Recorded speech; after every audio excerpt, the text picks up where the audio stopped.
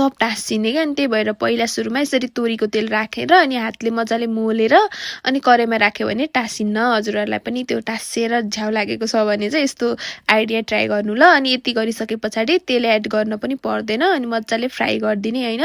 Fry गरेर चाहिँ कराईमै fry गरेको मिठो हुन्छ कि कुकरमा भन्दा।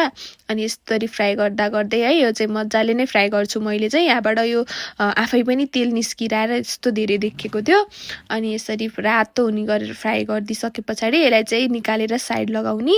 अब मैले चाहिँ त्यही कराईको तेल निस्केको तेललाई निकालेर कुकरमा राखेँ है। अनि त्यो कुकर चाहिँ स्टिलको भएर होला नि है, यस्तो छिटो तात्छ अनि त्यही भएर फ्राई नै हुन्न कि। अनि त्यही भएर मैले मासुलाई कराईमा फ्राई गरेको।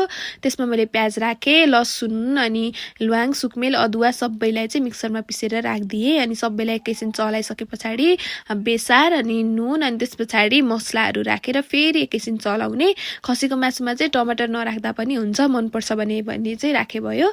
अनि कराईको मासुलाई कुकरमा राखेर यसो अलिअलि चलाए हुन्छ, धेरै बेर चलाउनु पर्दैन।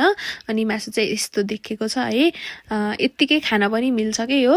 अझै एकैछिन छोपी छोपी पकाएर अनि सुप खाने हो भने चाहिँ एड गर्ने। अनि आज मैले चाहिँ भाँगोको चटनी पनि बनाएको थिएँ। यो चटनी त मेरो फेभरेट नै हो, मैले यसको रेसिपी पनि राखिसकेको थिएँ है। यो भाँगोमा यसरी चटनी धनियाँहरू हाल्यो, खुर्सानी हाल्यो, सरर मिक्सर चलाइदियो अनि यस्तो मिठो बवाल चटनी रेडी हुन्छ होइन। अनि लास्टमा चाहिँ मासु पाकिसकेको थियो, यस्तो देखेको छ। मैले धनियाँ राखेँ, जस्तो जान्यो त्यस्तै पकायो है। अनि यो